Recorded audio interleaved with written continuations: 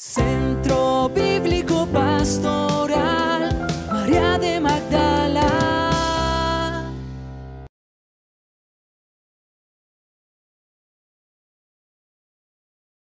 Como el de todos con nuestro sagrado Mariela, rostro. buenas noches. Nuestros sagrados rostros. Bueno, son las 7:02 y time is money. Cerramos nuestros micrófonos, por favor. Buenas noches, querida familia, profesor Luis Alberto. Buenas noches, Flor Marina. Hermana, buenas noches. Padre, me encanta saludar. Flor Marina está cumpliendo hoy años. No, yo no. Ah, es Nempeque, no, tú no, Flor Marina, qué pena. No, pero me alegra muchísimo que para próximo mes ya lo tienen en cuenta. Muchas gracias, señor Bolívar.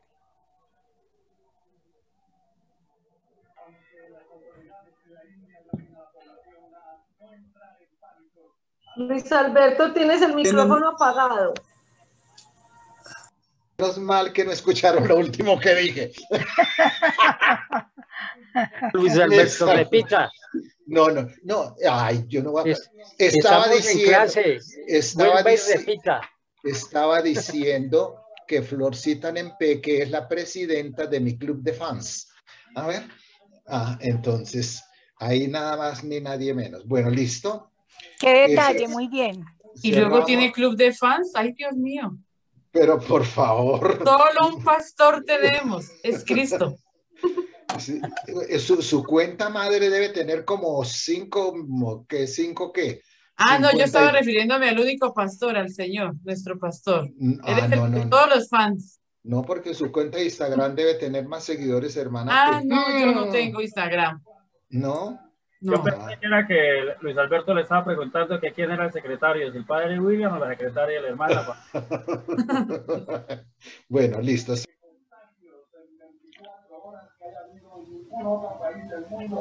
Luis Alberto, otra vez tienes el micrófono cerrado. Ya. Bueno. Oración al Espíritu Santo. Espíritu Santo, amor del Padre y del Hijo, inspírame siempre lo que debo pensar, lo que debo decir, lo que debo callar, cómo debo actuar, lo que debo hacer para la gloria de Dios, bien de las almas y mi propia santificación. Espíritu Santo, dame agudeza para entender, capacidad para retener, método y facultad para aprender, sutileza para interpretar, gracias y eficacia para hablar. Espíritu Santo, dame acierto para empezar, dirección al progresar y perfección al acabar. Amén. Madre de la Divina Gracia, ruega por nosotros. San Pablo Apóstol, ruega por nosotros. San José, ruega por nosotros. Que todo lo que hagamos en esta escuela esta noche sea para gloria del Padre, gloria del Hijo y gloria del Espíritu Santo. Amén. Hermanos y hermanas cursillistas, en nombre del Secretariado Nacional de Cursillos de Cristiandad de Colombia y de su Comité Ejecutivo Nacional, presentamos un saludo cursillista a los secretariados de Apartadó, Arauca, Barranca Bermeja, Barranquilla, Bogotá, Bucaramanga, Cali, Cartagena, Cartago, Cúcuta, Engativá, Girardota, Magangué, Manizales, Girardot, Medellín, Montelíbano, Palmira, Pamplona, Pasto, Pereira, San José del Guaviare, San Gil, Sincelejo, Soacha, Sonsón Río Negro, Villavicencio, Zipaquirá, Pacho y Chía. Entonces, hoy, pues, para hacer rendir el tiempo, pues, no hay noticiero, porque el noticiero es más para la Escuela de Formación de Dirigentes. Aprovechar que para mostrar que tenemos estas ayudas Aquí estaba parte de la tarea de hoy, el vocabulario griego-español de la hermana Ana Francisca Vergara Abril y de Fray William Vázquez Alarcón, dominicos. Entonces, por ahí estaba parte de la tarea. Pues también encontré por ahí este texto que dice: una comunidad lee el Evangelio de Juan por un sacerdote jesuita, Silvano Fausti. Es real, no sé si sea tan conocido. Está también lo de Lucas, está también lo de para los 4 evangelios. Es como lo que logré encontrar. Entonces, hermana, para hoy tenemos una tarea bien importante. Tiene usted la palabra, padre. Sí. Tiene usted la palabra. Tenemos una tarea muy importante. Y es que si una comunidad lee el Evangelio de Juan, nosotros podríamos decir, nosotros aquí, la comunidad de los cursillos de cristiandad, yo no sé cómo la vamos a llamar, pero la vamos a llamar, esta comunidad de la escuela bíblica va a leer el Evangelio de Juan. Así que vamos a tomar notas, porque de aquí podría salir una cartilla de nuestros propios comentarios al Evangelio de Juan, ayudados por los textos que tenemos de referencia. Diríamos, de pronto encontramos algún padre de la iglesia que también nos ayude a leer el Evangelio de Juan, o algún teólogo, o algún biblista, todo eso que ustedes deben tener ahí, porque vean, cada uno si muestra su biblioteca, ¿no? Yo tengo este, yo tengo este, yo tengo este. También les dijimos hace 8 días que en el blog del Centro Bíblico hay material que pueden descargar. A lo mejor algunos fueron hasta allá, lo descargaron, los pudieron ver y les pueden servir, ¿no? En especial creo que está el libro de Xavier Dufour, León Dufour, y de Raymond Brown. Entonces tenemos material, pero los más importantes aquí somos nosotros, para que nosotros hagamos la lectura del texto. Y lo vamos a hacer con mucho detalle, con cuidadito. Entonces, para empezar con el prólogo, yo los voy a proyectar aquí el prólogo. A ver, yo lo saqué aquí para que lo tengamos como frente a nuestros ojos. ¿Aquí se ve bien? El texto en español. Bueno, no lo agrando más porque si no ya no me caben los 18 versículos. Bueno. Pero resulta que el original de este relato, de este texto, que llamamos prólogo, que otros pueden llamar de otra manera, ya lo vamos a ver, está en griego. ¿Verdad? Todos sabemos que está en griego. Sí. Y en griego tiene su sonoridad, tiene su manera de, digamos, las palabras que quiso emplear el autor del prólogo, quiso emplearlas por algo también, porque son palabras que están ahí para hablar por ellas mismas. Entonces, vamos a escucharlo con mucha atención en griego. Entonces, el padre William ya tiene allá listo su texto en griego. Espéreme, madre. Uy, todo el mundo a buscar el griego, muy bien. Sí, voy a yo también lo tengo aquí. Mi Novum Testamentum Grece, a ver, porque para escuchar entonces, la los lección. Que tengan su texto en griego, porque de pronto muchos lo tienen, o lo tienen bilingüe, o transliterado o algo. Entonces, si lo tienen, vamos a escucharlo, porque, por ejemplo, es distinto cuando nosotros decimos logos. Anita, si me permites... escucharlo allá. Lo va a proyectar el padre William. Si me permites proyectar. Claro, y luego proyectamos este. Entonces, no se sabe si el original es griego o no, porque podría haber sido incluso hasta el hebreo también, o arameo. O arameo, ¿verdad? No lo sabemos. Pero pues el texto, o una de las cosas que debemos tener en cuenta es que los manuscritos más antiguos del Nuevo Testamento que nosotros poseemos en la actualidad están en relación con el Evangelio de Juan, curiosamente, ¿ya? Y algunos han sobrevivido pues en modo muy fragmentario, ¿verdad? En modo muy fragmentario, pero eso demuestra que el Evangelio de Juan gozó de mucha aceptación, sobre todo en África, porque los fragmentos papiráceos que han sobrevivido pues, se encontraron en lo que hoy en día es Egipto. Y en la antigüedad también Egipto. Entonces, para que todos tengan el texto en griego, entramos al blog del Centro Bíblico, C de Centro, B de Bíblico, P de Pastoral, guión, MM, y ya está. Ingresamos aquí. Ingresamos a la página que tiene, a la pestaña que tiene mi nombre. Y aquí hay un título que dice materiales sobre el griego bíblico. Si quieren ustedes pues estudiar un poco de griego, qué sé yo. Entonces aquí hay el alfabeto, está también información sobre los verbos griegos. Después tenemos este de acá, dice Juan 1 y 2, texto y vocabulario, pero también está la versión número 28 del Nuevo Testamento. La voy a abrir, en este momento la voy a abrir, como para que sepan de qué se trata. Aquí está todo el Nuevo Testamento en griego, lo pueden incluso descargar. Ahí está, Nuevo Testamento en Greci. Nestle Aland, pero claro, Nestle Aland ya hace años que murió. Pero es una fundación, sí, es una fundación que se mantiene el nombre. Entonces aquí está, pues, Catamazayon, el Evangelio de Mateo, y habría que avanzar hasta encontrar el Evangelio de Juan. Eso. Entonces, ir poquito a poquito, aquí estamos en Marcos, Catamarco. ¿Sí?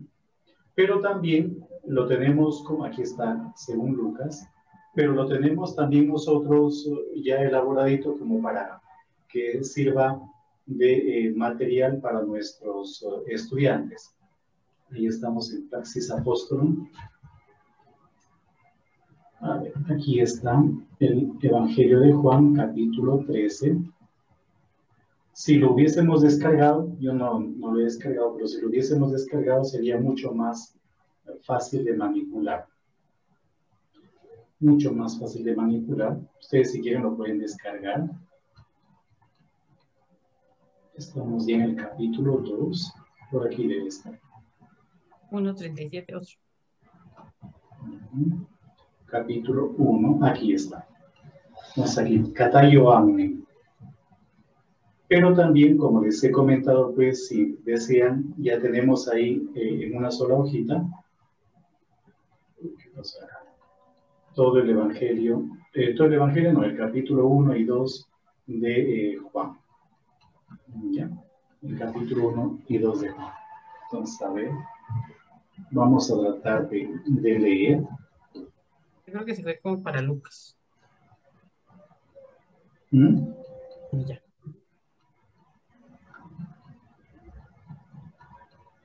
Espero que se vea bien, no lo puedo agrandar más, creo.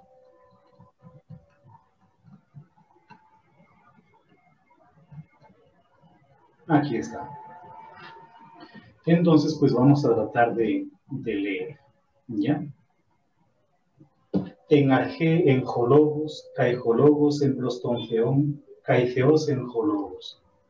Jutos en Arge, Prostonceón. Panta de autoegeneto, Caijoris autoegeneto, Udegen Jogegonen.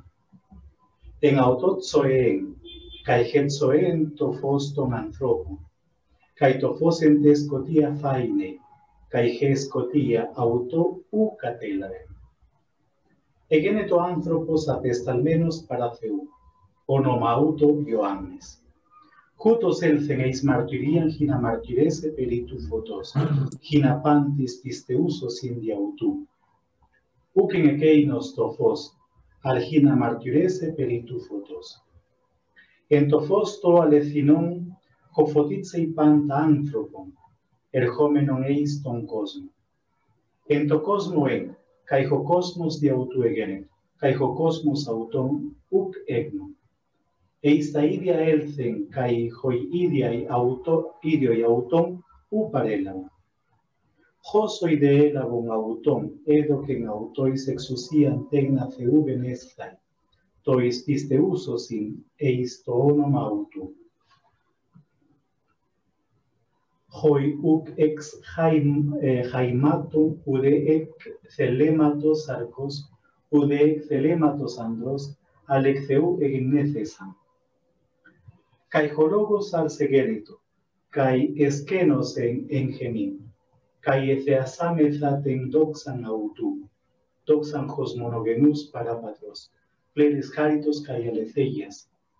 Ioannes martirei peri autu, caikecragen legum, jutos en hom eipon, hopiso muerhomenos en prosten mugegonen, hoti protos muen, hoti ectu pleromatos autu gemeis pantes elabomen, caiharin antiharitos.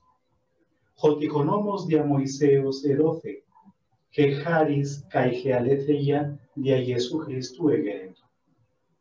Theomudeis georaken popote, monogenes theos con eiston colpon tu patros, ekeinos exegesato. Ese es un poquito el prólogo del Evangelio, pues, de Juan en griego, ¿no? Si quieren, lo podemos leer otra vez, como que está muy pequeñito para mí. Pero no forma de agrandarlo bien. Aquí se ve muy bien. Sí. Como yo lo veo como muy pequeñito. Voy a ver si lo agrando un poco más para mi escritorio. ¿Qué es eso? Creo que sí. Que salió fue otra cosa. Word reference. Sí. A ver. Como que se perdió el... Que salió fue una cosa como de institución. Vale.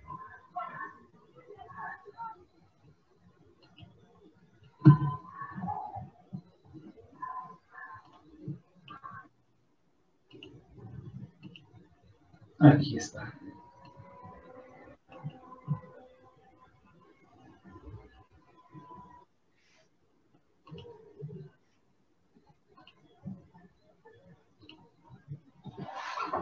Entonces, el padre William lo va a leer de nuevo y nosotros vamos a estar atentos a las palabras como que más se nos repiten, ¿no? Fíjense que hay unas palabritas que como que van a venir, hay unos sonidos, de pronto no alcanzamos a captarlos bien, pero hay sonidos que se van repitiendo y palabras que podemos ir como ya un poquito percibiendo que son propias del Evangelio de San Juan.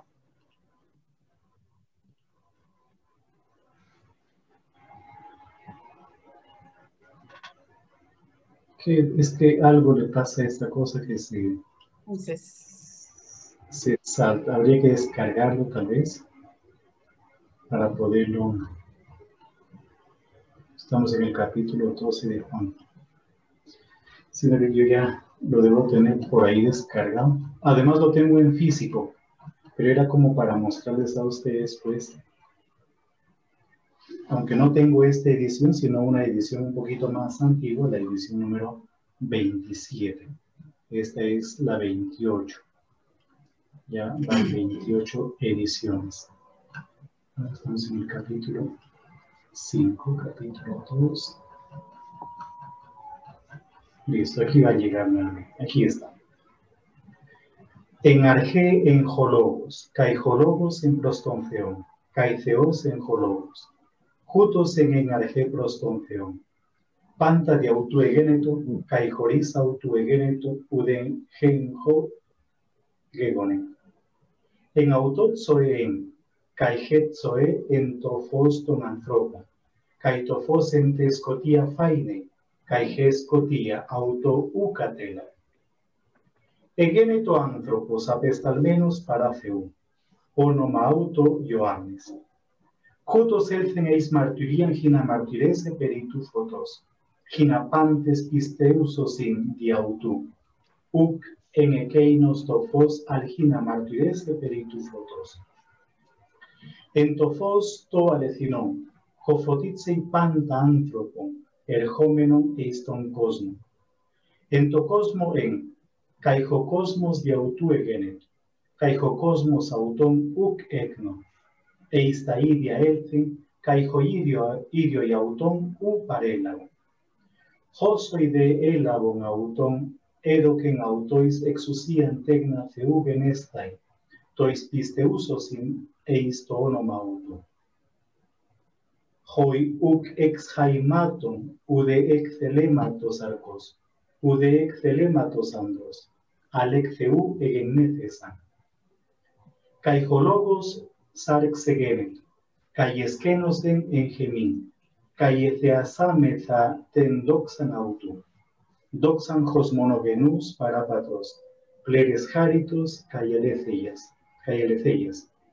Ioannes martyrei peri autu, kai kekiragen legum, jutos en hon eipon, hotiso muerhomenos en prosthen mugegonen, hoti protos muen, hoti etu kleromatos autu, gemeis pantes elabome, kai harin antiharitos.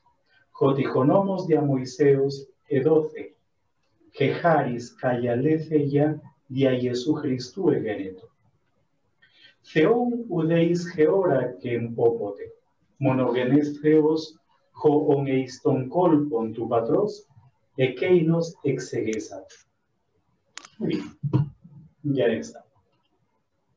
Entonces ahora vamos a leerlo en español. Ustedes lo tienen.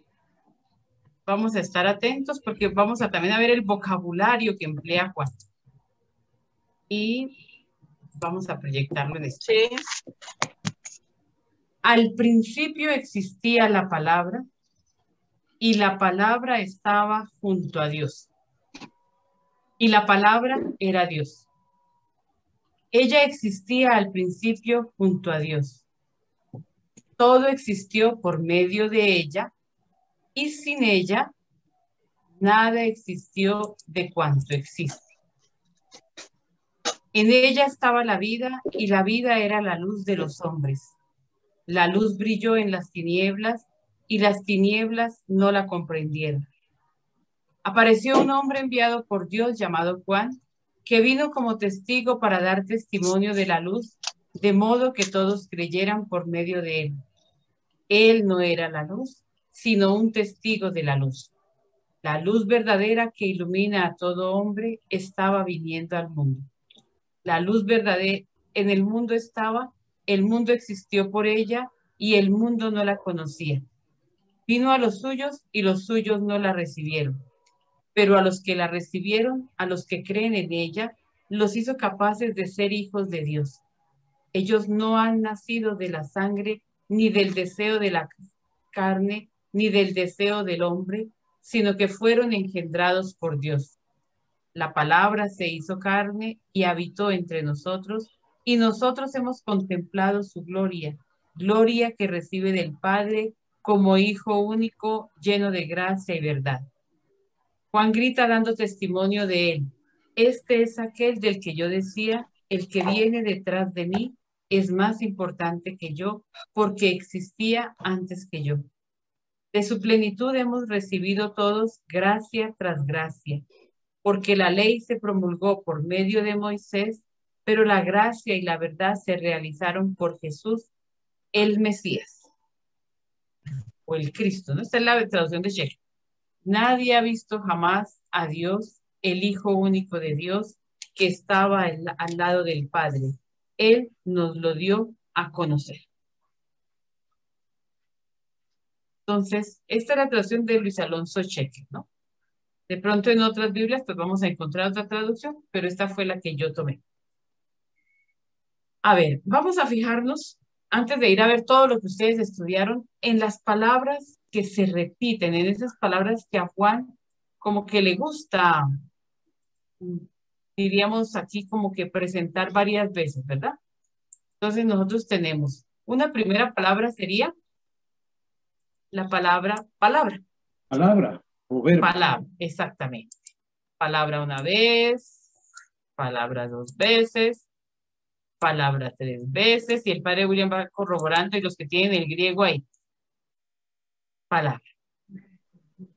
El primer versículo está diciéndonos que la palabra existía, que la palabra estaba junto a Dios y que la palabra era Dios. El griego nos dice el logos. Que ella, vuelve y otra vez juega la misma palabra, ¿cierto? Ella existía al principio junto a Dios. Todo existió por ella. Todo existió por medio de ella y sin ella nada existió de cuanto existe. En ella estaba la vida. Y la vida era la luz de los hombres. La luz, ya. Diríamos que hasta aquí estaríamos refiriéndonos a la palabra, al logos. Y pareciera que Juan ahora va a introducir otro término, otro concepto que va a ser muy interesante aquí en el prólogo, y es la luz. Luz. Muy bien. Y la vida era la luz. Ahora nos vamos con luz. Ahí escucharon cómo se decía en griego, ¿verdad? Salía varias veces. Fos. Exactamente. Como un fosforito. Como y un Zoe. Y la ¿cierto? vida, Zoe. Entonces vamos ahora a irnos con luz. Luego nos vamos con vida. Entonces, era la luz. Y la luz brilló en las tinieblas y las tinieblas no la comprendieron. Más abajito. Para dar testimonio de la luz.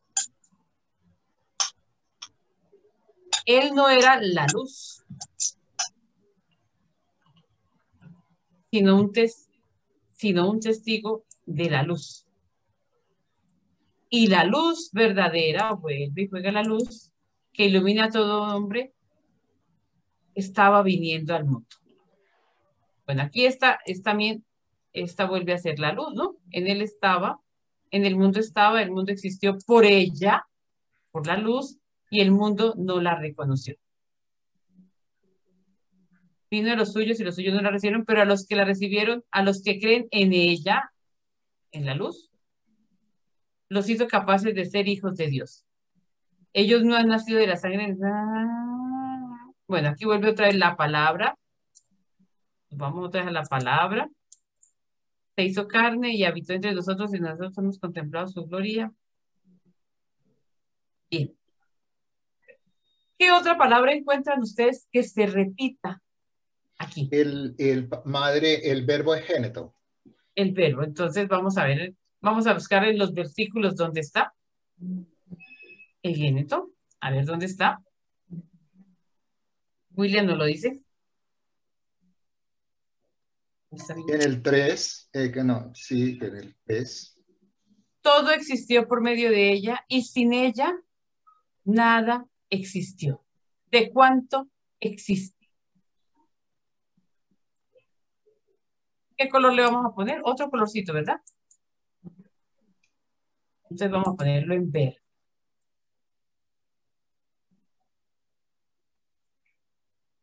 A ver, las Biblias de ustedes tienen que ser así. Este es un método de estudio. ¿Cierto? Es que nosotros tengamos la capacidad de ir subrayando. ¿Dónde está mi texto? De ir subrayando y de ir sacando todo lo que nosotros veamos que nos puede ser útil para leerlo y mejor comprender.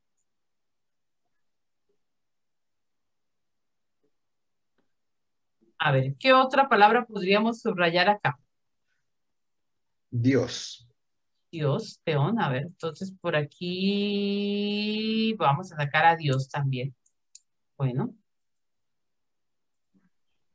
En el 1 dice existía. Existía, muy bien, estamos todos muy bien.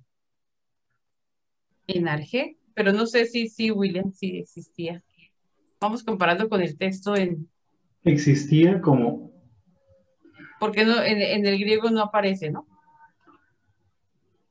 En logos caí. El verbo, tal vez, el verbo pero que se encuentra en imperfecto. Sería, en principio, era. Era. O también puede ser existía, sí, o estaba. ¿Verdad? Porque el verbo eimi es el verbo ser o estar en griego.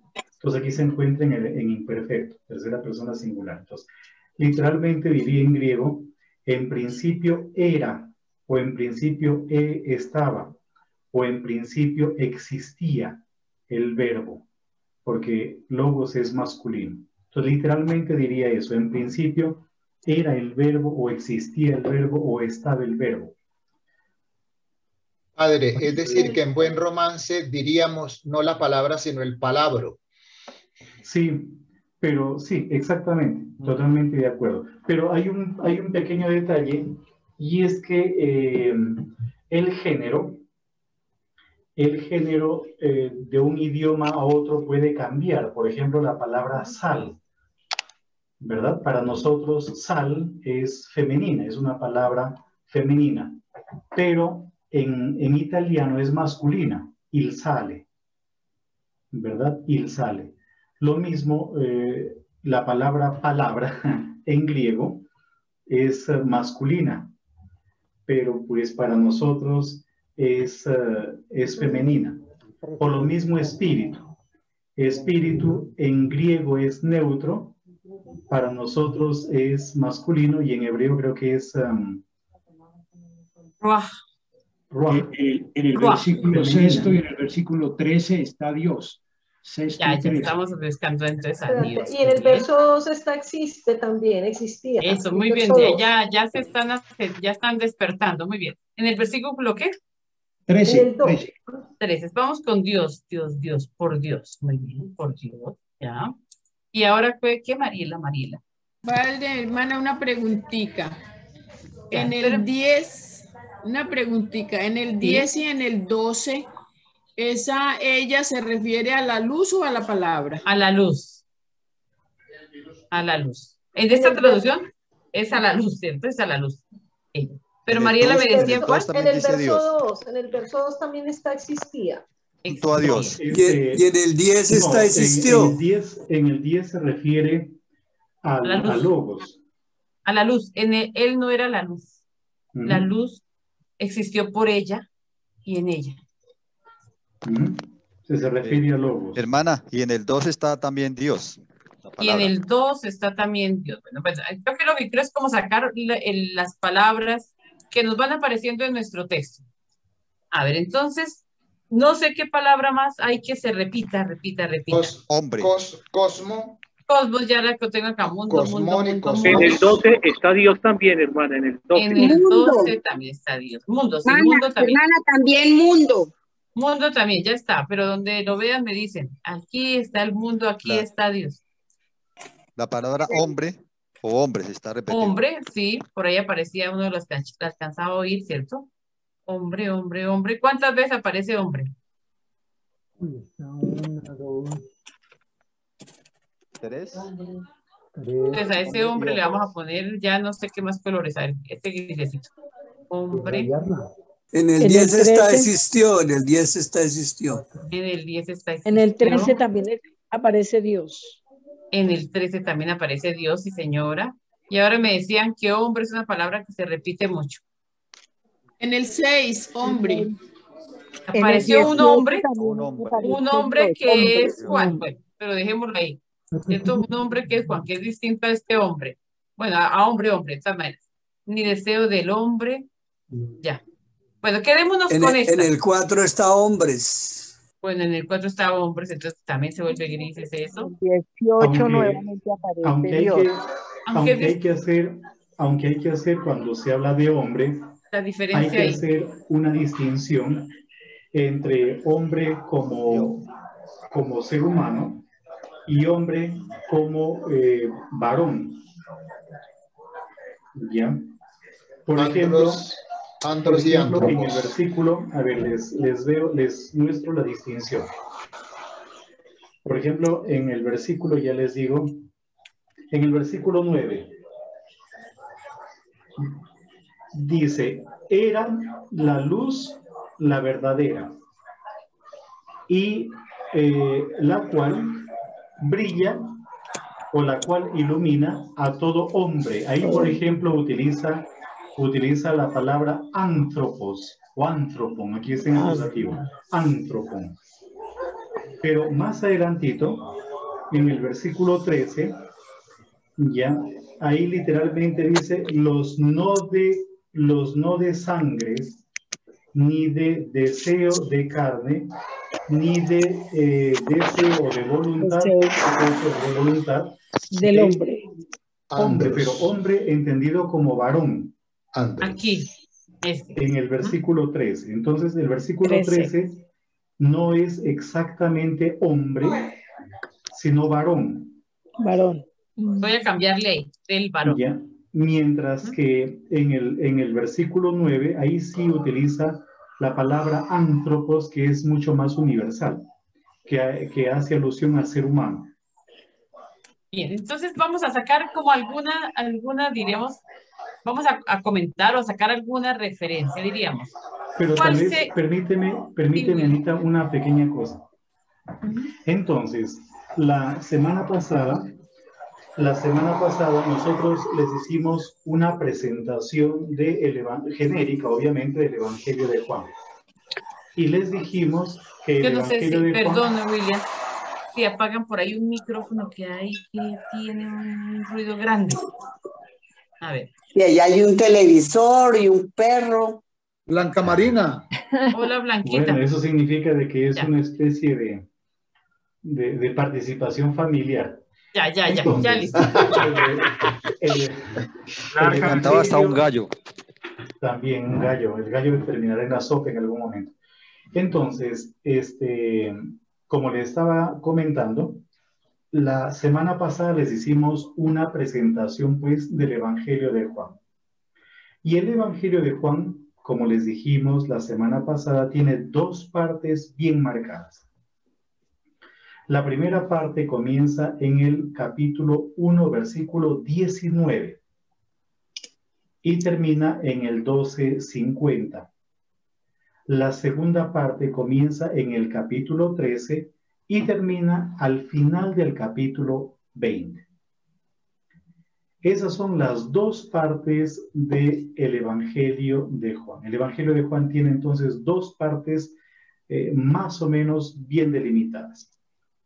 Aunque después, a medida que vayamos leyendo evidentemente pues, el libro, nos daremos cuenta de otras cositas, que hay también otra posibilidad de seguir la estructura del libro teniendo en cuenta las semanas, los días, las semanas, o teniendo en cuenta las fiestas. Pero de eso ya hablaremos después.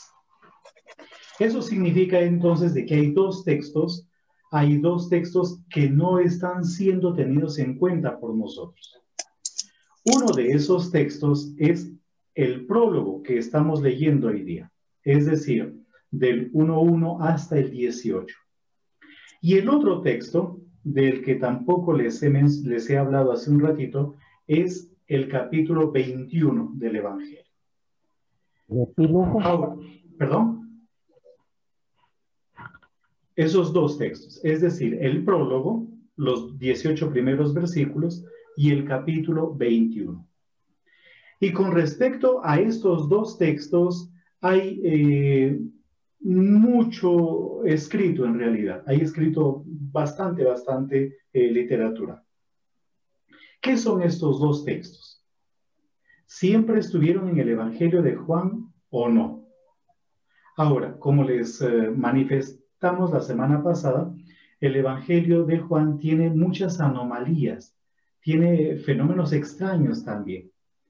Por ejemplo, para que nos vayamos como familiarizando con el Evangelio de Juan, un ejemplo que se me viene en este momento a la memoria es el versículo 2 del capítulo 4 de Juan. Si quieren, dejemos por un momento el prólogo del Evangelio y vayamos al capítulo 4. Yo lo voy a decir más o menos de memoria. Y ustedes van a mirar en sus Biblias el texto. Debe decir más o menos lo siguiente. Cuando Jesús se enteró que había llegado a oídos de los fariseos, que él hacía más discípulos y bautizaba más que Juan, abandonó Judea y volvió a Galilea. Tenía que pasar por Samaria. Intencionalmente yo he dejado de lado un versículo, el versículo número 2. Intencionalmente lo he dejado de lado. Porque si se dan cuenta, en lo que yo les estoy hablando, el relato tiene coherencia. Lo digo nuevamente de memoria. Cuando Jesús se enteró de que había llegado a oídos de los fariseos, que él hacía más discípulos y bautizaba más que Juan, abandonó Judea y volvió a Galilea. Tenía que pasar por Samaria.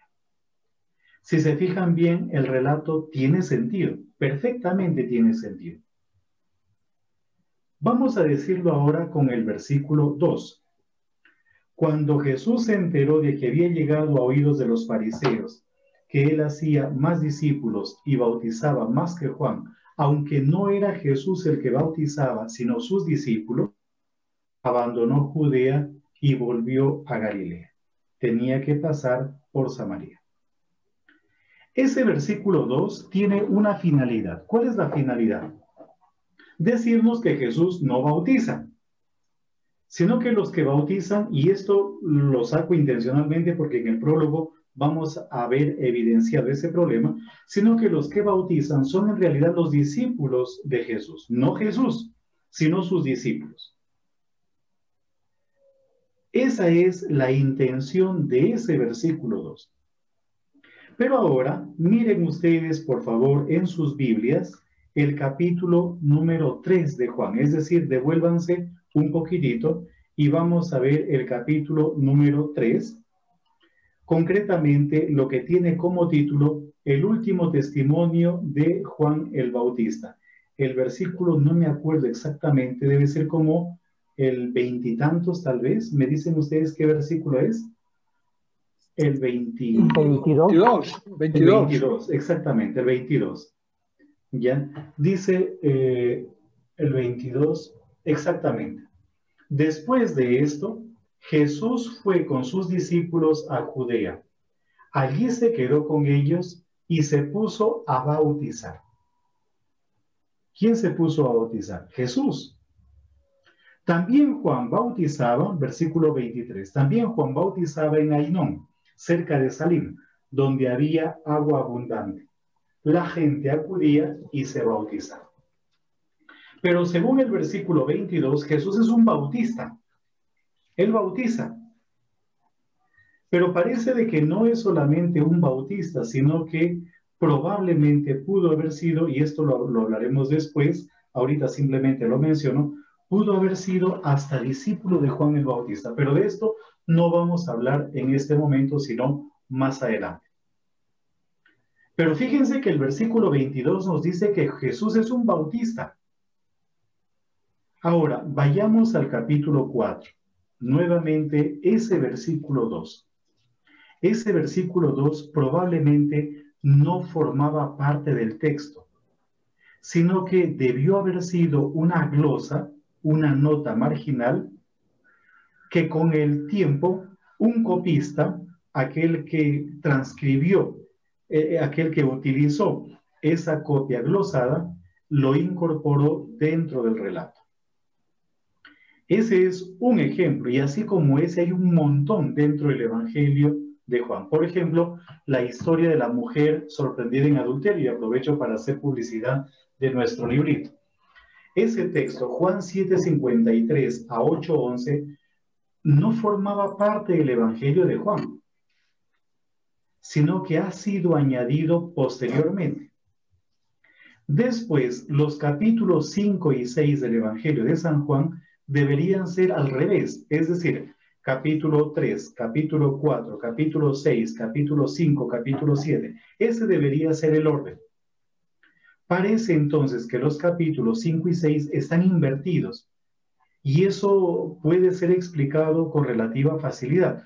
Probablemente las hojas que conformaban el códice fueron como traspapeladas. Los folios que conformaban el códice fueron traspapelados. Son simplemente algunos ejemplos. En ese sentido, parecería que el prólogo del Evangelio de Juan no formó parte, tal vez, desde sus inicios del Evangelio de Juan. Y lo mismo el capítulo 21. Estos textos debieron ser añadidos tal vez posteriormente. No se sabe muy bien si por el mismo autor o por los que revisaron, porque el Evangelio de Juan ha pasado por varias revisiones, por varias manipulaciones, si queremos verlo de esa manera. En ese sentido, como dijimos al comienzo, y la hermana precisó un poquito más, probablemente el prólogo del Evangelio de Juan haya sido un poema, un himno que circulaba en la comunidad, probablemente algún himno litúrgico, y prueba de ello tenemos muchos textos en el Nuevo Testamento.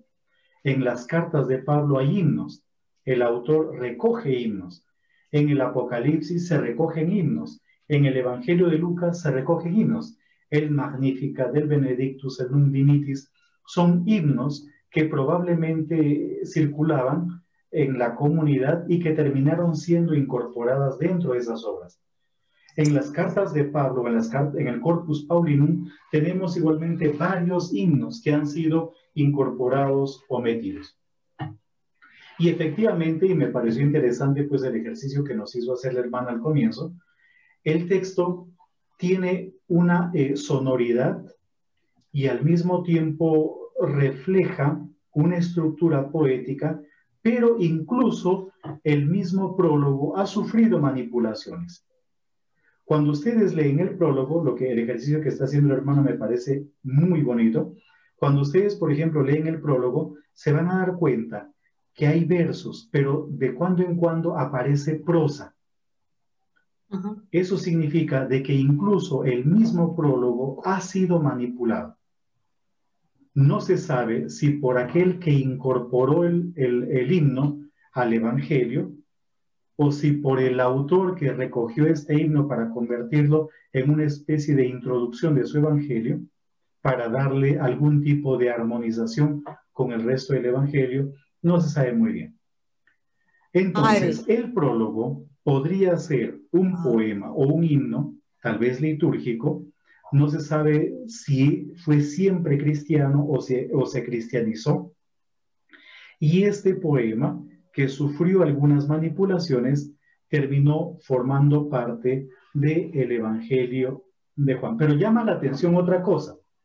El ejercicio que está haciendo la hermana es un ejercicio que nos va a durar durante todo este curso. No solamente durante esta hora, sino durante todo el curso. ¿Por qué motivo? Y aquí aparece un problema enorme. Porque en el Evangelio de Juan aparece la palabra palabra, o más que palabra, pues verbo, para seguir con el género griego. Logos, el logos. Logos, logos, logos, logos, logos.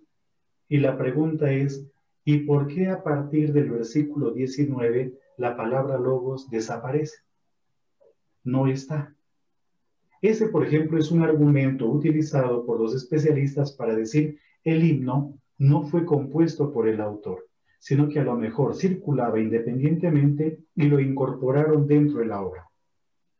Pero no es la única palabra, sino varios elementos o varios términos un poco técnicos que aparecen dentro del Evangelio, del prólogo, no aparecen en el resto del Evangelio. Eso hace caer en la cuenta a los especialistas de que nos encontramos justamente frente a un texto probablemente con un origen distinto al resto del Evangelio, diferente al resto del Evangelio. Pero también por el prólogo, por un poco la terminología del prólogo, vemos que la primera carta de Juan debió haber sido compuesta en los mismos ambientes del Evangelio. Lean ustedes la primera carta de Juan, y el comienzo de la primera carta de Juan tiene evidentemente una sintonía con el prólogo del Evangelio. Y ahí hay dos posturas, dos posiciones. Algunos dicen de que probablemente la carta primera de Juan haya sido compuesta después del Evangelio a manera de síntesis teológica del Evangelio o precisión teológica del Evangelio. Y otros afirman lo contrario. Siempre dentro del punto bíblico hay opiniones que vienen en distintas direcciones, que apuntan a distintos objetivos. Pero es interesante tener en cuenta eso que les acabo de mencionar. Podemos estar frente a un himno. En ese sentido, no sabemos si era un himno cristiano o si era un himno que circulaba en ambientes más bien judíos y que terminó siendo cristianizado. Ese es un poco el problema. Ahora, y con eso termino, el inicio del prólogo, la primera palabra del prólogo, o las primeras palabras del prólogo, en arjé, e incluso podríamos utilizar también el tema de logos. Eso ya nos hace automáticamente pensar en el Génesis, porque el Génesis comienza exactamente con las mismas palabras. ¿Ya? Entonces, en ese sentido, ¿es un himno cristiano o es un himno cristianizado? ¿Fue compuesto en griego o tiene un trasfondo hebreo o arameo, como mencionaba la hermana Ana Francisca? Esas son como problemáticas que debemos tener pues en consideración a la hora de abordar este texto, a manera de introducción. Perdón, Anita, por la interrupción. Creo que alguien le quería preguntar algo. Ah, sí. Yo escuché que varias veces dijeron padre, padre, padre. Ah, bueno. Sí. Pero no sé de quién era la voz. Era yo. Ya. Nokia 7.2. Sí. Me daba la curiosidad. Es que yo lo escribí en el chat ahorita, que en mi Biblia, lo que estaba hablando el padre, del capítulo 5 y del capítulo 6, efectivamente en mi Biblia del Verbo Divino, edición de 1992, está, después del capítulo 5 está el 7, y después del 7 está el 6. Entonces, supongo que es la explicación de lo que está hablando el padre. Sí. Era eso. Ya, bueno. Vamos entonces a volver al texto aquí ya. A ver. Ya lo tenemos en la pantalla. Ustedes ven que lo que yo coloqué en azulito, aquí, el texto escrito en azul, es lo que el padre decía, que dentro del poema, dentro del himno, creo, ¿no, William? Es lo que encontramos como en prosa, ya no en verso. Es eso. Por eso en algunos está así seguidito. El 6 y el 7. Como una explicación que metieran ahí, ¿cierto? Apareció un hombre enviado por Dios llamado Juan, que vino como testigo para dar testimonio de la luz, de modo que todos creyeran por medio de él. Y el versículo 15. Juan grita, dando testimonio de él, este es aquel del que yo decía, el que viene detrás de mí es más importante que yo, porque existía antes que yo. Y así, si leyéramos del 1 al 5 y siguiéramos con el 8, 14, 16, 17, 18, tendríamos todo el poema. ¿Ya? Todo esto sí ya está escrito en verso. Bueno, el padre también hablaba aquí del primer versículo. Yo lo que quiero ahorita es hacer lo siguiente. O sea, este nos interesa, claro que sí, todos nos interesa.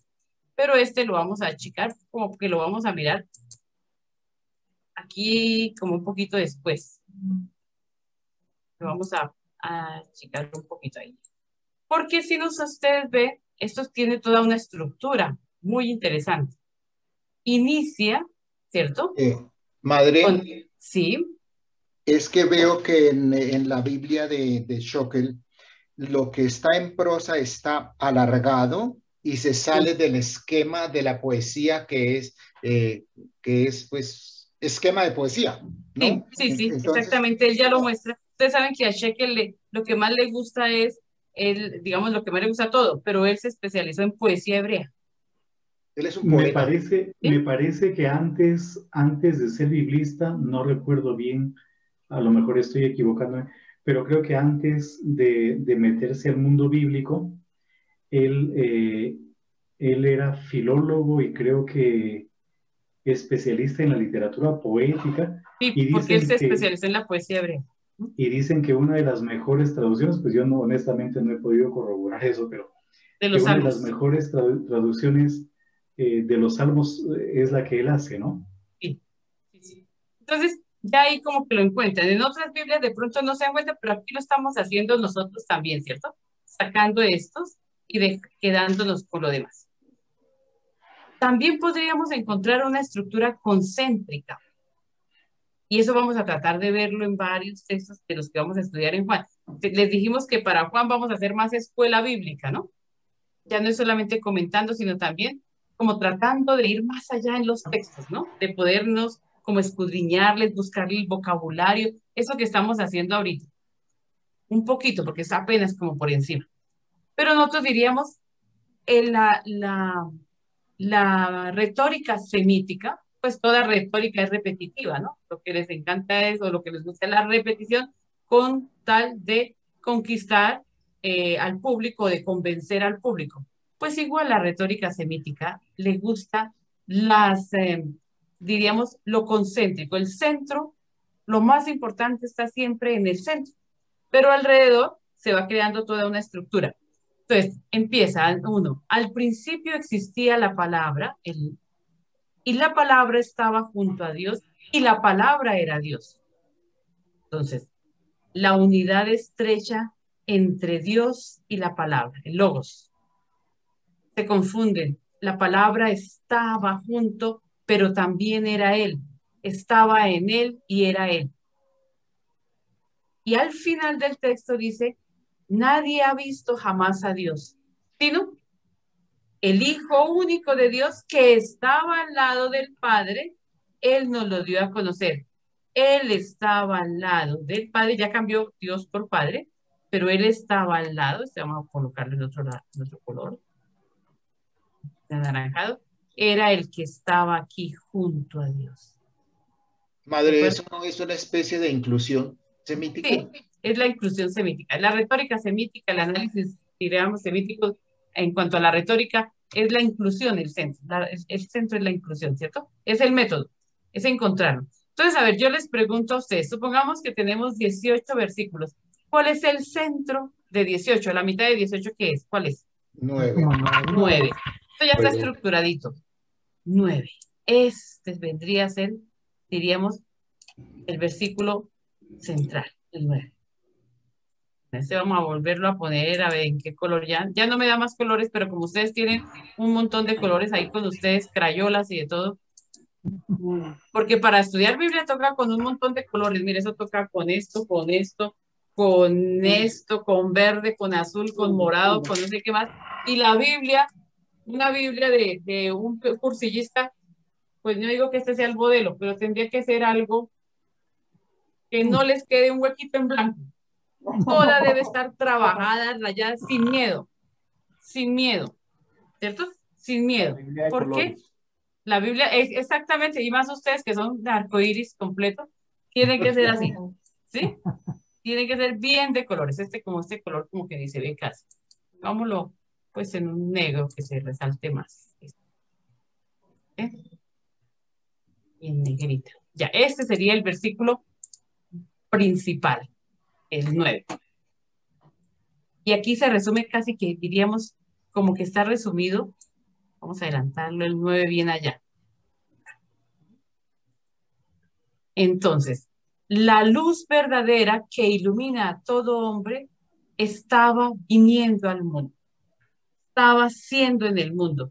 Estaba llegando al mundo. Existía la luz verdadera que ilumina a todo hombre al venir al mundo. Vuelve y aparece aquí, sino que en esta traducción no se deja ver el verbo bien, ¿cierto? Era aquí, estaba aquí. Este podría ser del mismo color del existe, ¿no? Estaba viniendo al mundo. Este es el versículo central. Pero mientras tanto la luz ya pasó de palabra a luz. ¿Cierto? Y despuesito ya nos irá diciendo, bueno, pero esa luz también tiene carne. Esa palabra que ahora ya es luz, ahora ya tiene carne. Aquí cuando va terminando, ¿cierto? Carne. Y la palabra se hizo carne y habitó entre nosotros. Entonces, bueno, retornemos al primer día de la creación del que hablaba el padre William. Al principio. Es como si dijera en hebreo, Bereshit. ¿Cierto? Es como si dijera en hebreo, Bereshit. En un comienzo, al comienzo. Al comienzo, ¿quién existía en el Bereshit? Dios. De él no se nos dice cuándo fue creado, cómo apareció, no. Dios estaba. Dios ya era.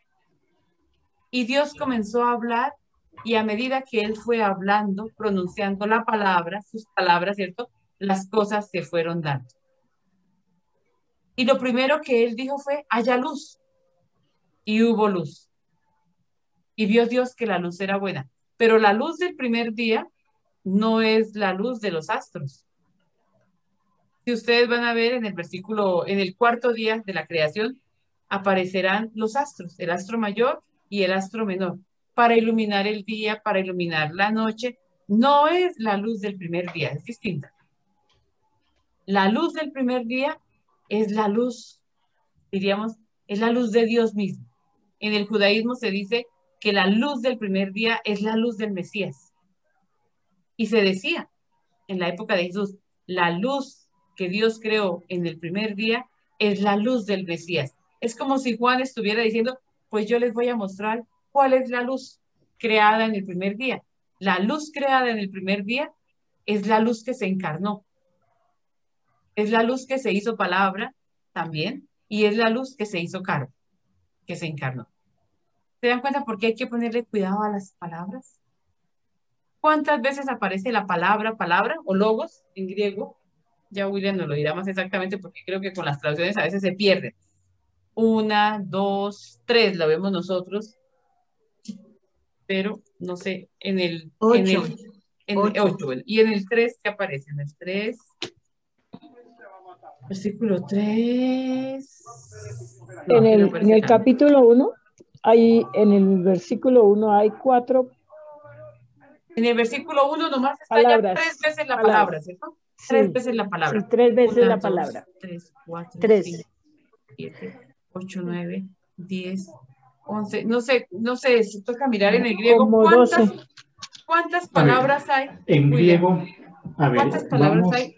Vamos versículo por versículo. En el versículo 1 tenemos 3 veces. 3. Ya, pero es que es un poco relativo porque también hay pronombres. Por ejemplo, en el versículo 2 no la palabra, el verbo justo, el pronombre demostrativo, que hace alusión a la palabra. Pero bueno, a ver, hablando de palabra. Pero entonces, si nos quedamos solo en esta partecita, ¿cuántas veces? Cuéntenme. Entonces, a ver, en el versículo 1, 3 veces.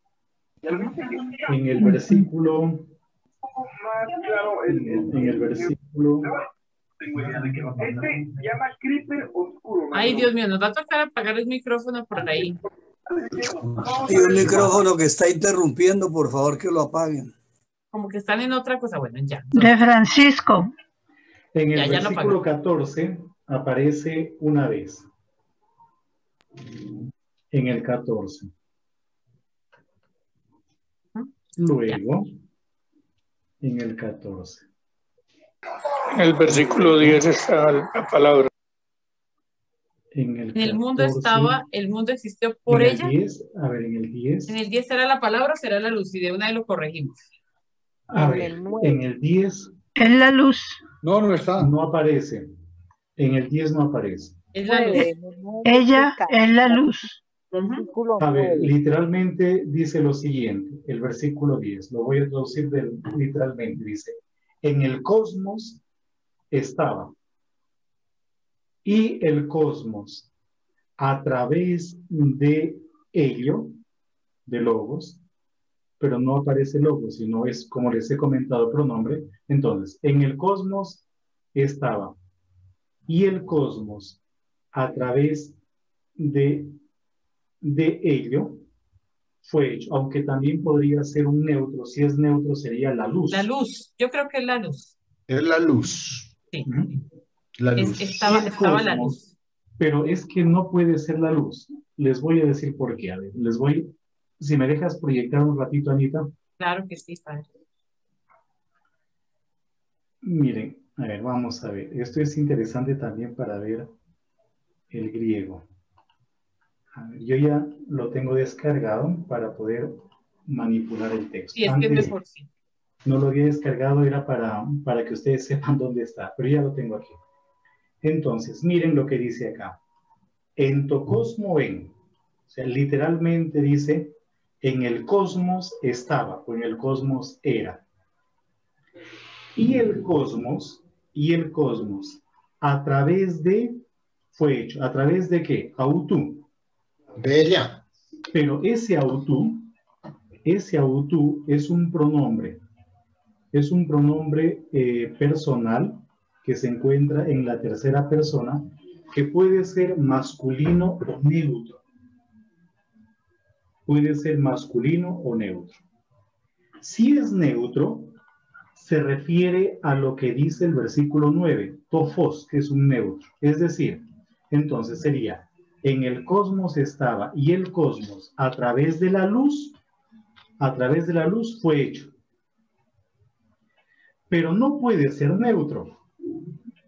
¿Por qué no puede ser neutro? Porque miren lo que viene a continuación en el versículo de la continuación. Y el cosmos, autón. Ese autón es un pronombre personal, pero es masculino, que está en acusativo singular. Entonces, esta segunda parte literalmente dice lo siguiente. Y el cosmos, a él no conoció. Pero en masculino, claro, si es masculino tiene que ser logos. Por lo tanto, este autú hace alusión a la luz. Si hace alusión a la luz es neutro. Pero si hace alusión a logos, tiene que ser masculino. Masculino. Ya, entonces le ponemos ella. La palabra. Sí, en nosotros. Eso es un análisis filológico fino, refino. Entonces, a ver, pues yo creo que sigue el padre William. Aquí dice, era la luz, porque esto es neutro. Sería lo luminoso, ¿verdad? Lo luminoso para que entendamos que es neutro. Era lo luminoso, lo verdadero. Ese es el pronombre. Lo cual, es decir, la luz que ilumina a todo hombre. A todo hombre. Que viene, o viniente, porque esto es participio viniente, hacia el mundo. Que viene hacia el mundo. En el mundo estaba la luz. O sea, como está hablando de la luz, dice, en el mundo estaba. ¿Quién estaba? Pues la luz. Y el mundo a través de, entonces sería la luz más bien, parece que es neutro. Y el mundo o el cosmos a través de la luz fue hecho. Ya. A través de la luz fue hecho. A ver, permítanme, voy a ver aquí 1.10, ¿no es cierto? 1.10, vamos a ver. Perdón, esto puede ser un poquito medio aburrido para ustedes, ¿no? Pero yo no creo, porque es que hay que empezar a, ¿cómo se dice? A entender qué palabras hay en el texto. Eso es emocionante, pienso yo. A ver, porque de aquí sale la tarea para dentro de 8 días. Que traduzcan en griego.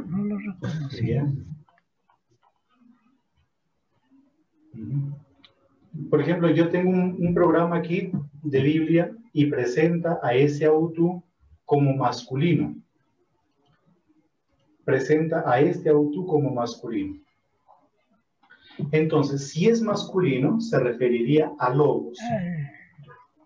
Pero si es neutro, se referiría a la luz. Entonces, a ver, intentemos interpretar esto. Dice, en el mundo, era la luz lo verdadero, la cual alumbra a todo hombre, a todo ser humano, la humanidad, a todo ser humano, viniendo hacia el mundo. En el mundo estaba, y el mundo a través, aquí está el problema, a través de la luz o a través de logos. Si es neutro, es a través de la luz. Si es masculino, es a través de logos. Pero curiosamente, en la siguiente parte del versículo, esto está en masculino.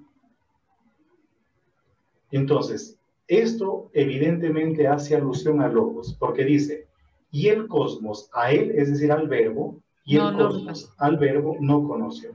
Entonces, probablemente ese también sea masculino. Entonces, lo que diría es que en el mundo estaba y el mundo al verbo no conoció. ¿Ya? Y el mundo al verbo no conoció. Y el mundo a él, y el mundo, por él, por medio de él fue hecho. Por medio del verbo, por medio de logos. Y el mundo por medio de logos fue hecho. Y el mundo a él no conoce. O sea, literalmente sería eso lo que tenemos. Pero no aparece la palabra logos.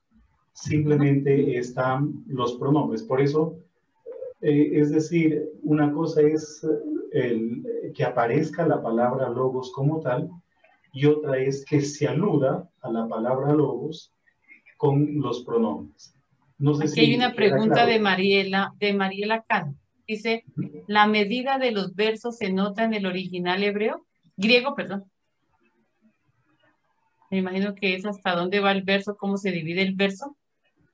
Pues sí, digamos que hay una especie de sentido. Por ejemplo, acá, ¿no? Acá, en el 9 y en el 10 que estamos nosotros viendo. Entofosto alecinon, jofotitsei panta anthropon, erhomenon eiston cosmon. Es decir, todo esto tiene una sola idea, tiene una idea. Todo el 9 tiene una idea. Porque aquí ya cambia, ¿ya? Pero hay una sonoridad también, hay una musicalidad.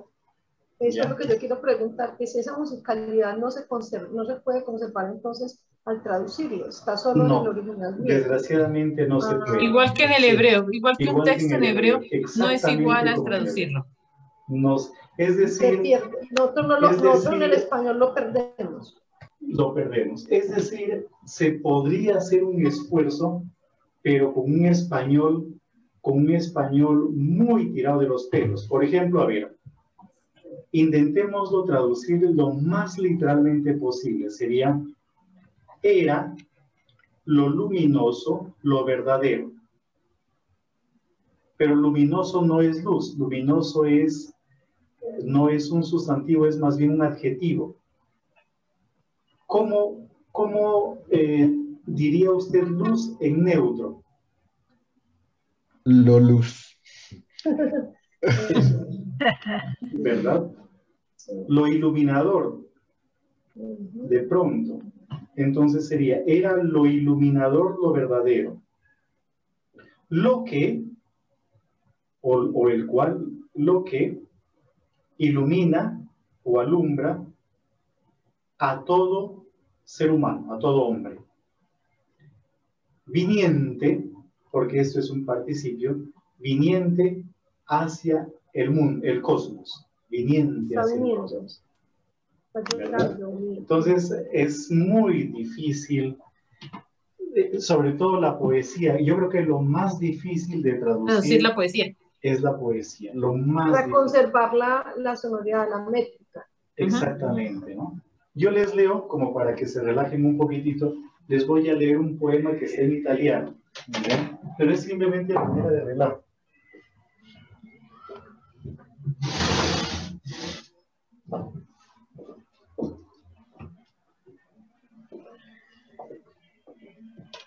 Esto me lo regalaron cuando estaba en Italia. El poema se llama Amo. Es una laminita de esas que encuentra uno en esas librerías católicas, pero está en italiano. Entonces dice lo siguiente. Es como para relajarnos un poquito, porque yo entiendo perfectamente que este tipo de cosas a veces nos cansan, ¿verdad? Piangendo Francesco dice un giorno a Gesù: amo il sole, amo le stelle, amo Chiara e le sorelle, amo il canto, perdón, voy a colocarme los lentes porque es que... Sin lentes no se puede amar. Sin lentes no se puede escuchar. Hasta que llega el amor. No, lo batieron, padre, lo batieron. Me sucede. Les voy a contar qué es lo que me sucede. Resulta que tuve un problema en los ojos, pero yo me había hecho medir ya la vista y me dieron las gafas, pero veía terriblemente mal. Entonces, comencé un pequeño tratamiento y me cambió algo en los ojos, por eso estoy leyendo mejor sin lentes. y me dieron esa fórmula y fui a la óptica nuevamente y me dieron estos lentes con esa fórmula, pero pues veo mal. Entonces solamente los utilizo para una cuestión medio de emergencia y espero primero regularizar un poco el tema de la visión antes de volverme a hacer una medida, porque ya no hay garantía y aquí se fueron 300,000 pesos. 300,000 pesos se fueron en este jueguito.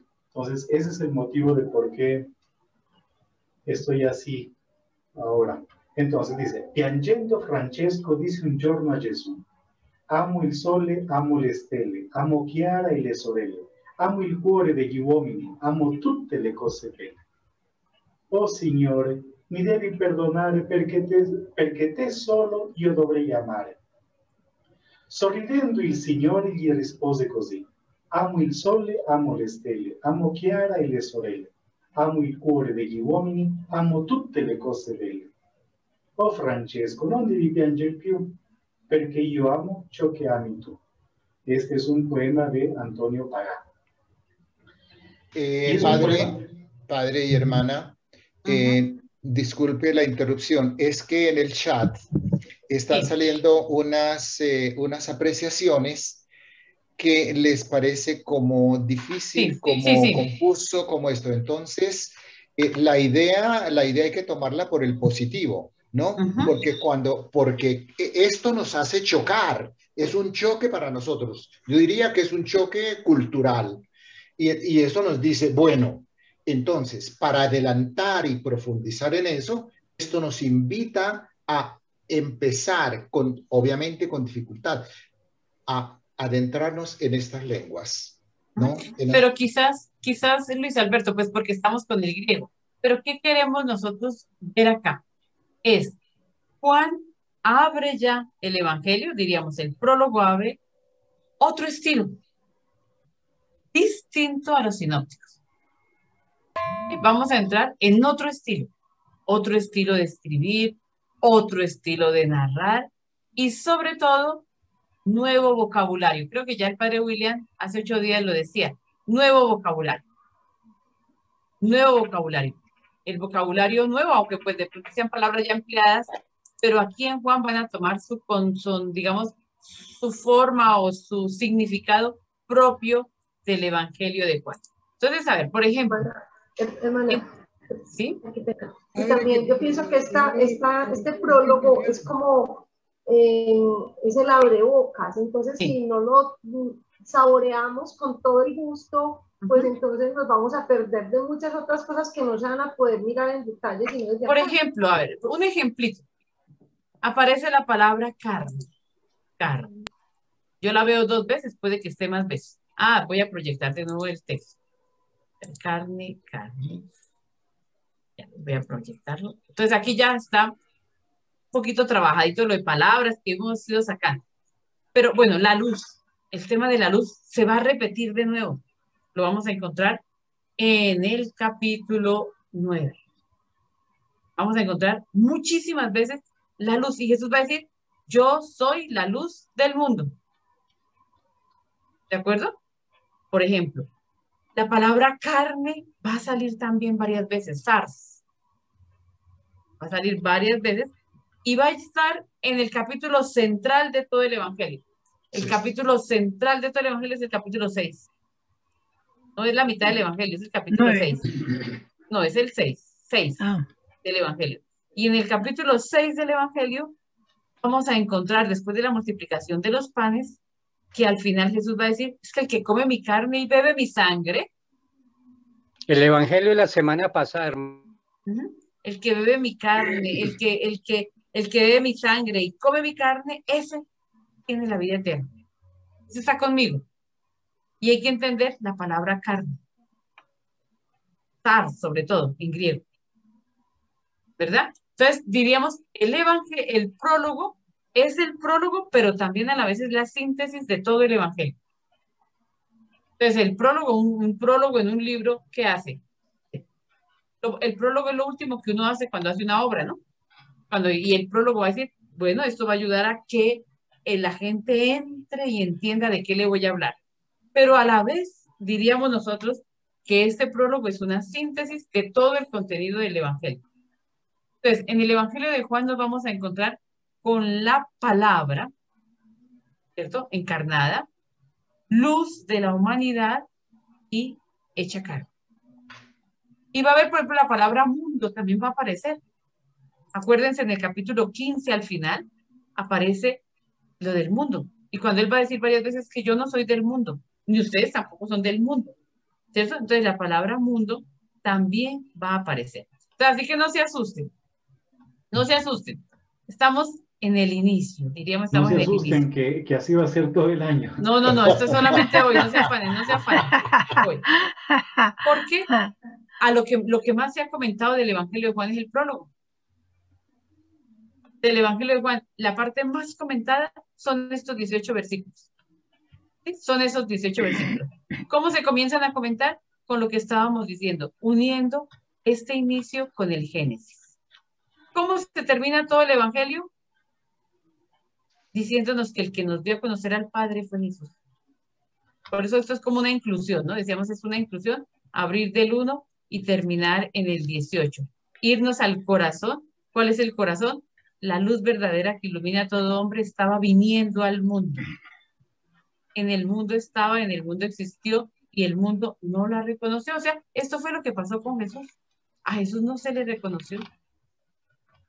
Vino a los suyos y no lo recibieron. Entonces diríamos, el prólogo es todo lo que vamos a ir encontrando a lo largo de los 20 capítulos del Evangelio según San Juan.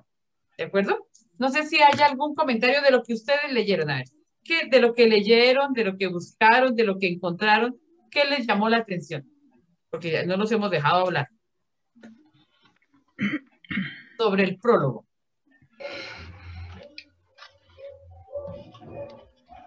Nadie, a ver.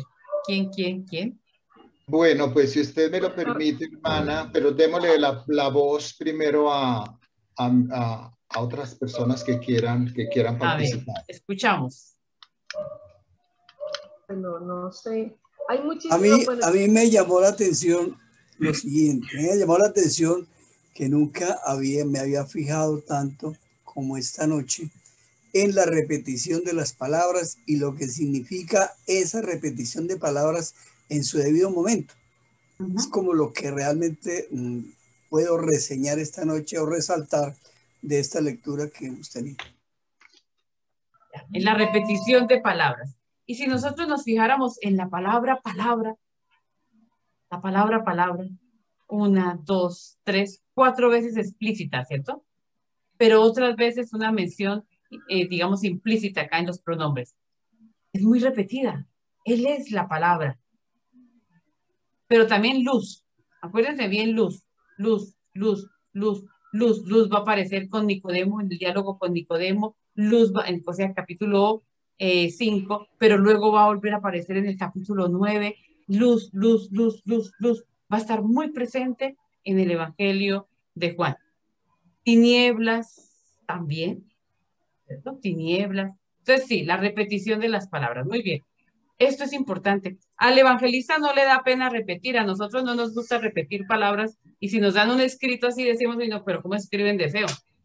No, pues, cambie palabra por otra cosa, cambie esto por otra cosa, tanta repetidera de palabras ahí, cambie, ¿cierto? Los profesores siempre decimos eso a los alumnos, y cuando revisamos trabajos de grado o algo así, uy, no, qué pereza ver tanta repetidera de palabras.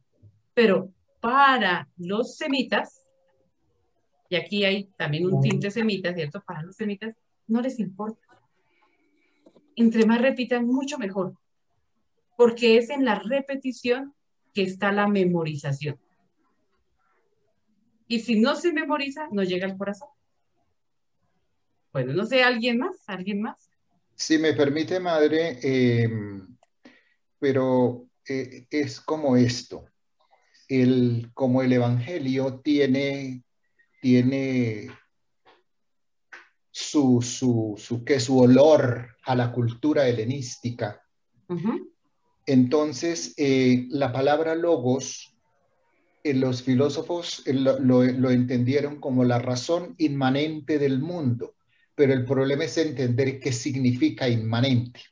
que es una palabrota bien complicada.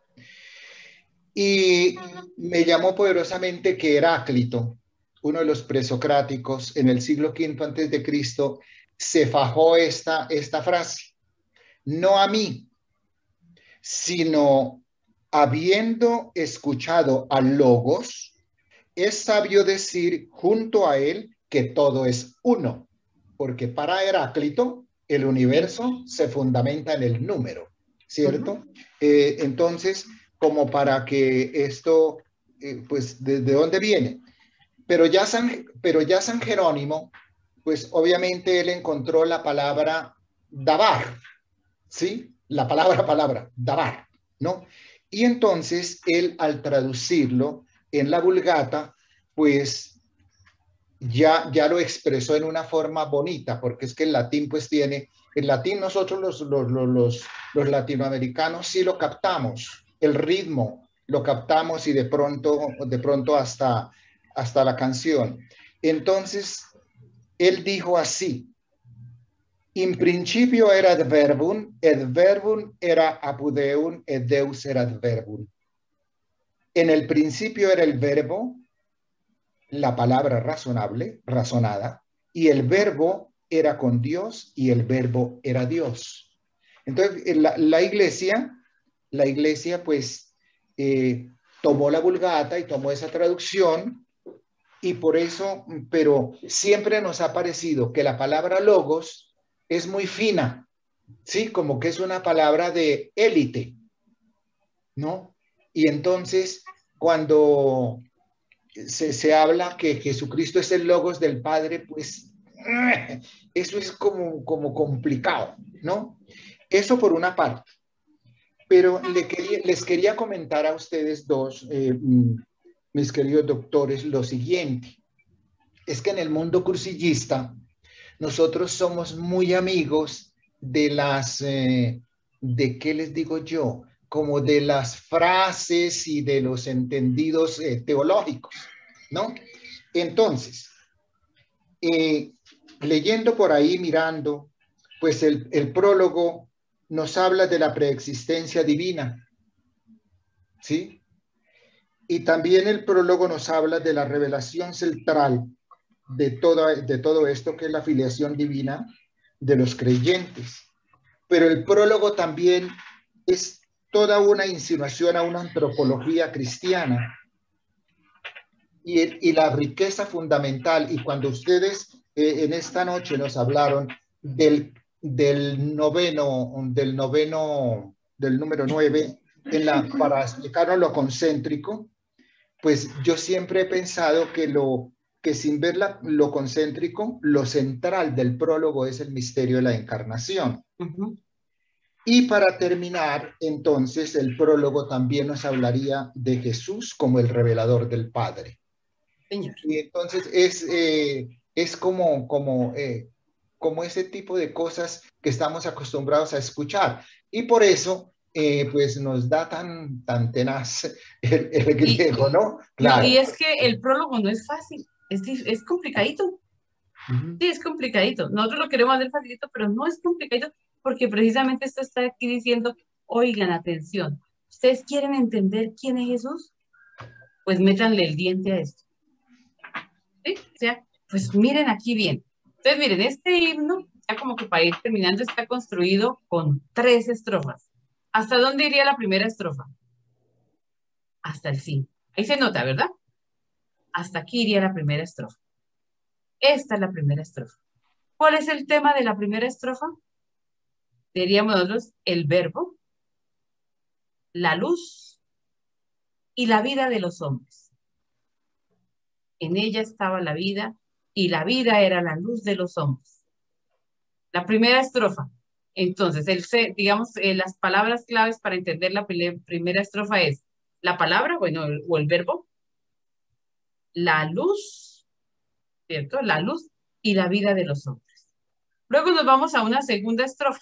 Vamos a cogerla desde la 6 vámonos hasta el versículo 8 podría ser, bueno, aunque podríamos cogerlo todo, pero diríamos si nos vamos hasta el 8, dejemos este pedacito. porque este pedacito no sería tanto la estrofa, sino que nos va a hablar de Juan el Bautista. ¿Cierto? Es Juan el Bautista.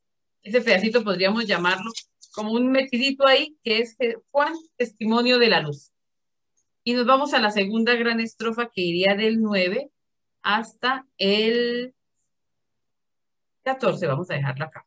Sería la luz, que es, ¿cómo se dice? Que los hombres no la quieren, que es echada afuera, ¿cómo se dice? No reconocida, ¿cierto? Y la acogida de la luz por los cristianos o por los creyentes. Entonces diríamos, aquí en la segunda estrofa tendríamos a los dos grupos. ¿Cómo nos ubicamos frente a la luz? ¿La acogemos o no la acogemos? Frente a la luz y frente a la palabra, podríamos decir, ¿la acogemos o no la acogemos? Y en la última parte, diríamos aquí, esta última parte, porque aquí vuelve y se nos mete otra vez Juan, ¿cierto? Podríamos decir, el tema es el tema de Jesús, el único mediador entre el Padre y nosotros. Entonces, ¿se dan cuenta que esto es una profesión de fe? También es una profesión de fe, es un cántico, es una alabanza, es un himno, pero en el fondo es en quién creemos. Una profesión de fe. Jesús es la palabra, la luz y quien nos da vida. Y en el segundo dijimos, dijimos, ¿cómo nos ubicamos nosotros frente a la luz? La palabra, pues, que se ha encarnado ya y que está en medio de nosotros. Pero todavía no hemos dicho quién es. Todo eso nos va llevando a decir quién es, para que en la tercera estrofa digamos, es Jesús, el Mesías o el Cristo, como dice el griego, ¿cierto? Es Jesús, el Cristo o el Mesías, traduciéndolo. ¿Quién? Es el mediador entre el Padre y nosotros. El que nos va a dar a conocer al Padre es Jesús. Él es el mediador. Una profesión de fe que se va a desarrollar a lo largo del Evangelio. Entonces guardemos eso.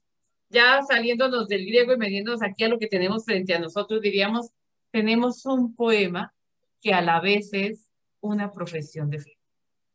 Y que lo vamos a trabajar a lo largo de los 20 capítulos del Evangelio según San Juan. Yo no sé si el padre William quiere decir algo para cerrar aquí. Sí, tal vez con lo último que acaba de decir la hermana. ¿Por qué se metió este poema? Entonces, lo que acaba de decir la hermana es una de las varias propuestas de que este poema se habría metido a manera o a modo de índice del Evangelio. Esa es una de las propuestas o de los planteamientos, que sería como el índice del Evangelio. Ahora, el versículo 14, si se fijan bien, es lo que nosotros lo utilizamos en el Ángelus. Y el Logos, carne llegó a ser. ¿Verdad? Está en aorista. Y el Logos, carne carne llegó a ser. Y aquí viene algo interesantísimo. Y puso su tienda, o puso su carpa entre nosotros, o en medio de nosotros. Que es lo que ha entrado en el Ángelus, efectivamente. Entonces, ese logos que es al mismo tiempo la palabra de Dios, por medio de la cual se hace todo, y nuevamente pues es toda una alusión al Génesis. Dios crea por medio de su palabra. Entonces este poema está en sintonía evidentemente con el principio del Génesis, como si el autor quisiese mostrarnos la esencia misma de Dios y sobre todo toda la acción creadora de Dios. Y lo que mencionaba Luis Alberto hace un ratito de cómo él revela, tal vez en el versículo 18, la última palabra del prólogo es el verbo, es un verbo que tiene que ver con exégesis, justamente. Ya, el verbo 18 es el verbo exegeomai, que significa hacer la exégesis o interpretar. Ya, los que tienen nuestro librito, pues pueden ver ahí el verbo exegeoma y todo lo que significa. Y a Dios, dice el versículo 18, a Dios nadie ha visto nunca. A Dios nadie ha visto jamás. Nadie. Todo lo que ya sabemos del Antiguo Testamento.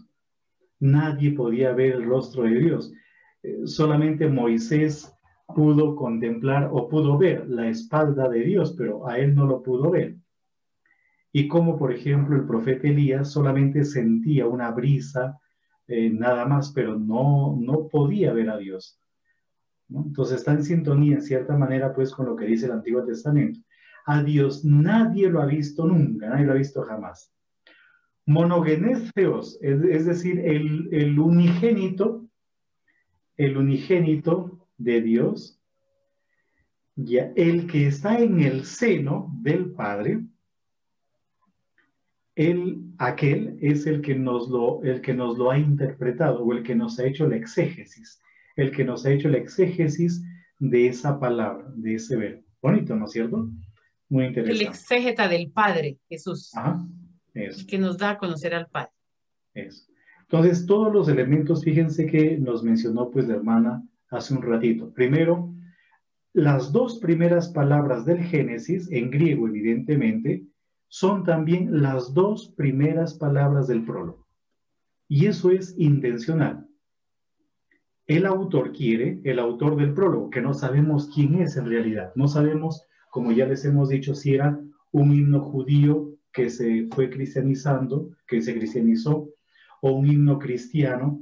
No sabemos si fue compuesto para colocarse donde se colocó, o si más bien circulaba independientemente y terminaron insertándolo en el Evangelio. No lo sabemos. Pero estos elementos que estamos evidenciando son intencionales. Las dos primeras palabras del Génesis en griego son las dos primeras palabras del prólogo. Y luego todo el tema de la luz, la creación por medio de la palabra, cómo la palabra pone su tienda en medio de nosotros, una carpa, literalmente es una carpa. Como nosotros somos habitantes en carpas, en tiendas, porque somos peregrinos. Nosotros no somos para estar aquí de manera definitiva. Ya nosotros construimos casas de material noble, pero pues medio negando un poquito nuestra realidad de transitorios, nuestra realidad de mortales y de personas que estamos simplemente aquí medio de paso. A Dios nadie lo ha visto nunca, solo el Hijo único, el que se encuentra en el seno, es decir, el que intimida con el Padre, es el que nos ha hecho la exégesis. Y hay otros elementos pues que están en relación con Juan el Bautista, que parece que se trata de interpolaciones a ese poema. Es difícil, probablemente... Esto. Es el que nos ha hecho.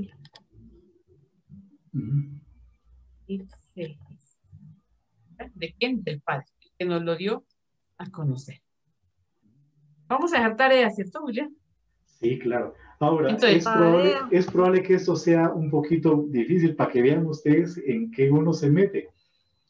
Ya. Por eso no me acuerdo quién es el que decía que estudiar Biblia aleja los malos pensamientos, porque no hay tiempo para no hay tiempo para malos pensamientos. Yo voy a dejarles dos tareas.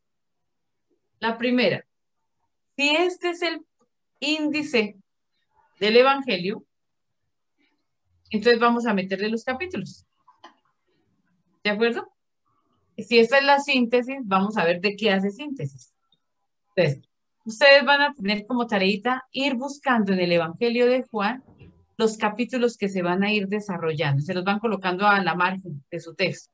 O sea, aquí me parece que está, por ejemplo, Juan no sé qué. Como yo les decía, Juan 9, Juan tan. O sea, ir buscando, como colocándole en paralelo los textos que van a estar desarrollados después, ¿no? Viendo el prólogo. Pero ya también meternos un poquito en lo que sigue. El prólogo va hasta el versículo 18. A partir del versículo 19 hasta el final del capítulo 1, tenemos una sección que no podemos separar, que debe ir completica, hasta el versículo 51. Entonces, van a tratar de leerlo y vamos a tratar de hacer eso que hicimos, buscar las palabras que más se repiten, ¿de acuerdo? Y buscarle el corazón ahora a ese texto. ¿Dónde estaría? Para dentro de 8 días. Entonces vamos a trabajar lo que se llama la semana inaugural. Es una semana. Cuenten los días, fíjense bien que es una semanita. Entonces, ¿cómo se va desarrollando el día a día de esa semana? ¿Qué pasó en el primer día? ¿Qué pasó en el segundo día? ¿Qué pasó en el tercer día? ¿Y qué pasó en el cuarto? Y ahí se acabó la semana porque después nos brincamos a 3 días después. Entonces, ¿qué pasó en la manera como el Evangelio de Juan nos va a ir describiendo los días de la primera semana de Jesús en el Evangelio de Juan? ¿De acuerdo? Y quedémonos con esto. Nadie ha visto jamás a Dios. Nadie. Solo Jesús, el Hijo único de Dios. El que estaba al lado del Padre. Y si no nos acercamos a Jesús, no conocemos al Padre. Porque Él es el único que nos puede hacer la exégesis, ¿no? El único que nos va a interpretar quién es el Padre. El único que nos va a decir, miren, al Padre se le conoce por aquí o por allí. Él es el exégeta del Padre. El hermeneuta, dicen otros, del Padre. Es Jesús, el que nos ayudará a interpretar quién es el Padre. Y el Padre también aparecerá a lo largo. La gloria, esta palabra también está muy repetida. Gloria, dox y Padre en el Evangelio. Bueno, yo creo que con esto pues ya hicimos el prólogo hoy. Discúlpenos los que se sintieron un poquito como metidos no sé en dónde, pero creo que es interesante también el ejercicio. Muchísimas gracias, realmente sí, excelente. Abre el micrófono, Luis Alberto. Padre Marco Tulio, ¿se encuentra en sala? No. Sí, Padre, en sala. Así está en sala. Sí. Entonces, su bendición, Padre, por favor. Bueno, agradecerle al Señor por esta enseñanza que hemos recibido en esta noche. Todos quedamos como muy tentados para entrar en esta cantera que es el Evangelio de San Juan. Solamente nomás con el prólogo encontramos esta cantera. Descubrir realmente la obra del Señor a través de sus escritos. Padre nuestro, que estás en el cielo, santificado sea tu nombre. Venga a nosotros tu reino. Hágase tu voluntad en la tierra como en el cielo. Danos hoy nuestro pan de cada día. Perdona nuestras ofensas, como también nosotros perdonamos a los que nos ofenden. No nos dejes caer en la tentación y líbranos del mal. Amén. Dios te salve María, llena eres de gracia, el Señor es contigo. Bendita eres entre todas las mujeres y bendito es el fruto de tu vientre, Jesús. Santa María, Madre de Dios, ruega, Señora, por nosotros pecadores, ahora y en la hora de nuestra muerte. Amén. Y la bendición de Dios Todopoderoso, Padre, Hijo y Espíritu Santo, descienda sobre ustedes. Amén. Muchas gracias, Padre.